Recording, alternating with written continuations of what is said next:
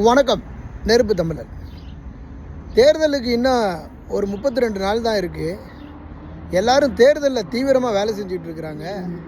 நம்ம தமிழக வெற்றி கழகத்தினுடைய தளபதி அட்லியினுடைய வளைகாப்பு நிகழ்ச்சிக்கு போயிருக்கிறாரு. இது வரைக்கும் யாராவது ஒரு ஏழை எளிய தொண்டனினுடைய ஒரு கல்யாணத்திற்கு இல்லை கருமதிக்காவது போயிருப்பாரா? இல்லை கரூர் கருமதிக்கு இருந்தாலும் போயிருக்கிறானா? இல்லை, எதுக்குமே இல்லை. செத்த வீட்டுக்கும் போகலை, ஒரு வீட்டுக்கும் போகலை. ஆனால் இந்த மிக முக்கியமான பெரிய பெரிய பணக்காரங்களுடைய நிகழ்ச்சிகளுக்கெல்லாம் நேராக போயிடுறாப்புல.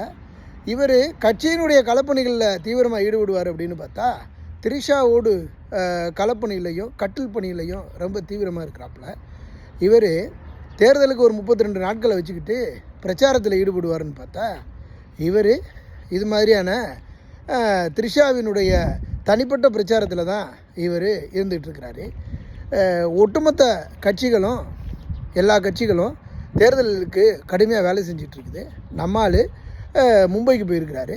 போகும்போது இவர் ஒரு தனி விமானத்தில் போயிருக்கிறாரு. அப்படியே போகும்போது இந்த நாயச்சூன்னு சொல்லிட்டு போன்ற மாதிரி த்ரிஷா ஏர் இண்டியன் ஏர்லைன்ஸில் போயிருக்கிறாங்க. அப்போ 2 பேரும் அங்கே போய் நிகழ்ச்சிகளில் கலந்துக்கிட்டு அதுக்கப்புறம் அவங்க 2 பேரும் இன்றைக்கி இந்த தடவை நம்ம ஒன்றா ஃபோட்டோ எடுக்க வேண்டாம், பிரச்சனை வந்துடும், அதனால் நான் தனியாக அட்லியோட ஃபோட்டோ எடுத்துக்கிறேன், நீ தனியாக எடுத்துக்க, அப்புறம் நம்ம நைட்டு ஹோட்டலில் பார்த்துக்கலாம் அப்படின்னு 2 பேரும் போயிருக்கிறாங்க.